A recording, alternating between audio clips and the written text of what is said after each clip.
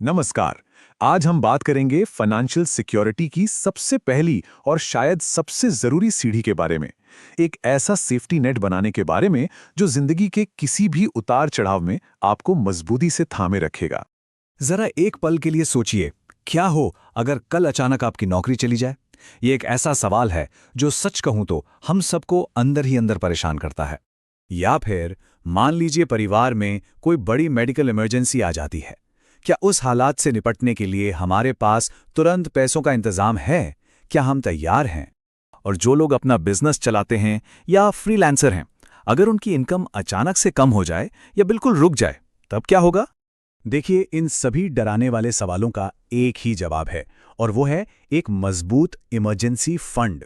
तो आज हम स्टेप बाय स्टेप समझेंगे कि ये फंड आखिर है क्या, ये इतना जरूरी क्यों है, आपको कितने पैसों का फंड बनाना चाहिए, उसे कहाँ रखना है, और हाँ, वो कौन सी आम गलतियां हैं जिनसे हमें बचना है। तो चलिए शुरू करते हैं। देखिए, आज की अनिश्चित दुनिया में चाहे आपकी सैलरी आती हो या आप बिजनेस करते हो, सिर्फ इनकम आते रहना ही काफी नहीं है।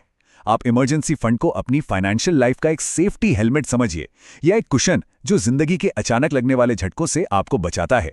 तो सवाल ये उठता है कि आखिर ये इमरजेंसी फंड है क्या। चलिए इसे और अच्छे से समझते हैं। ये आपकी फाइनेंशियल फर्स्ट एड किट की तरह है, जिसका इस्तेमाल सिर्फ और सिर्फ सही समय पर सही जरूरत के लिए ही होना चाहिए।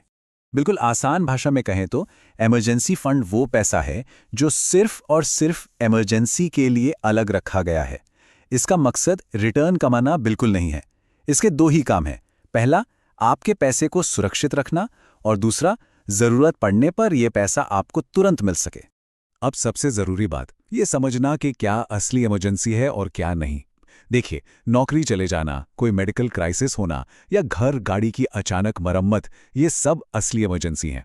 लेकिन नया फोन खरीदना, वेकेशन प्लान करना या सेल में शॉपिंग करना, ये इमरजेंसी नहीं है। और एक बहुत बड़ी गलती जो लोग करते हैं, वो इसे शेयर बाजार में गिरावट आने पर मौके की तरह देखते हैं। नहीं, ये पैसा निवेश के लिए नहीं, आपकी सुरक्षा के लिए है। ठीक है, ये तो समझ आ गया, लेकिन ये फंड इतना जरूरी क्यों है? कई लोग सोचते हैं कि इमरजेंसी में क्रेडिट कार्ड या पर्सनल लोन भी तो ले सकते हैं। तो मैं आपको बताता हूं इसके 3 सबसे मजबूत कारण जो आपकी पूरी फाइनेंशियल हेल्थ को बदल सकते हैं।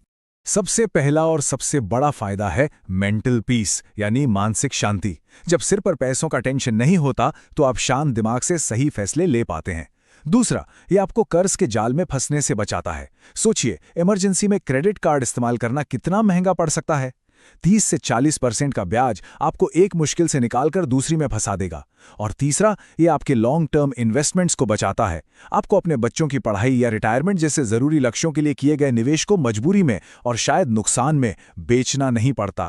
चलिए अब आते हैं सबसे बड़े सवाल पर कि आखिर ये फंड होना कितना चाहिए। आपने भी सुना होगा कि 3 से 6 महीने के खर्चे के बराबर होना चाहिए, लेकिन ये एक जनरल रूल है।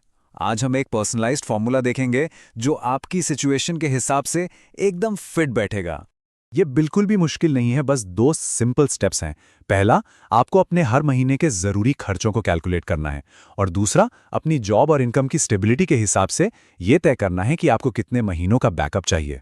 तो इन जरूरी खर्चों में क्या क्या आता है? आपके घर का किराया या होम लोन की ईएमआई, ग्रॉसरी, बिजली पानी के बिल, इंश्योरेंस के प्रीमियम और बाकी लोन की ईएमआई। यहां आपको खुद के साथ पूरी तरह ईमानदार रहना होगा। एंटरटेनमेंट, बाहर खाना पीना, शॉपिंग, इन सब चीजों को इस लिस्ट से हटा दीजिए। हमें वो अमाउंट चाहिए जिसके बिना आपका घर एक महीना भी नहीं चल सकता। अब जो आपके जरूरी खर्चे का अमाउंट आया, उसे कितने महीनों से मल्टीप्लाई करना है, ये आपकी जॉब प्रोफाइल पर डिपेंड करता है। जैसे अगर आपकी एक स्टेबल सरकारी नौकरी है तो शायद 4-5 महीने का फंड काफ़ी हो, पर अगर आप एक फ्रीलांसर हैं जिनकी इनकम रेगुलर नहीं है, तो आपको कम से कम 9 से 12 महीने का फंड टारगेट करना चाहिए। और इसी तरह जो लोग अपना बिजनेस चलाते हैं, उन्हें तो 12 महीने या उससे भी ज़्यादा का बफर सोचना चाहिए। चलिए इस पूरे फॉर्मूले को एक रियल लाइफ एग्जाम्पल से समझते हैं। मिलिए प्रिया से, जो एक फ्रीलांसर हैं। प्रिया ने अपने सारे चाहतों वाले खर्च यानी वांट्स को हटाने के बाद कैलकुलेट किया तो उनके महीने के जरूरी खर्चे नीड्स निकल कर आए 45,000 रुपए। अब क्योंकि प्रिया एक फ्रीलांसर हैं और उनकी इनकम में उतार चढ़ाव होता रहता है, तो उनका रिस्क फैक्टर ज्यादा है, इसलिए उन्हें 9 महीने का सेफ्टी बफर रखना चाहिए। तो 45,000 रुपए को जब हम 9 से गुणा करते हैं तो प्रिया का टोटल इमरजेंसी फंड का टारगेट बनता है 4,05,000 रुपए। देखा आपने, इस पर्सनलाइज तरीके से हमें एक क्लियर और अचीवेबल गोल मिल जाता है। बहुत बढ़िया। अब हमारा टारगेट अमाउंट तो सेट हो गया है, पर अगला बड़ा सवाल है, इस पैसे को रखें कहाँ? देखिए, यहां हमें सिर्फ दो चीजों पर फोकस करना है। सेफ्टी यानी पैसा सुरक्षित रहे, और लिक्विडिटी यानी जरूरत पड़ने पर पैसा तुरंत हाथ में आ जाए। रिटर्न यहां पर हमारी प्रायोरिटी है ही नहीं। इसके लिए सबसे अच्छे ऑप्शंस हैं high yield savings accounts, liquid mutual funds या फिर स्वीप इन एफडी। इन सभी में आपका पैसा काफ़ी हद तक सेफ रहता है और 1 से 2 दिन में आपके अकाउंट में आ भी जाता है। और किन चीज़ों से दूर रहना है? इस पैसे को कभी भी स्टॉक्स, इक्विटी, क्रिप्टो या लॉन्ग टर्म एफडी में बिल्कुल ना रखें। क्यों? क्योंकि इनमें रिस्क ज़्यादा है और पैसा तुरंत नहीं निकाला जा सकता। चलिए, अब हम आ गए हैं अपने आखिरी हिस्से पर। बात करते हैं उन 3 आम गलतियों की जो लोग अक्सर करते हैं और जिनकी वजह से उनका पूरा फाइनेंशियल सेफ्टी नेट कमजोर पड़ जाता है। पहली गलती है इस फंड को इन्वेस्ट कर देना, ज्यादा रिटर्न के लालच में इस सेफ्टी वाले पैसे को रिस्क में डालना। दूसरी गलती, क्रेडिट कार्ड को ही अपना इमरजेंसी फंड मान लेना। याद रखिए, क्रेडिट कार्ड एक लोन है, आपका पैसा नहीं। और तीसरी और सबसे कॉमन गलती, फंड इस्तेमाल करने के बाद उसे दोबारा भरना भूल जाना।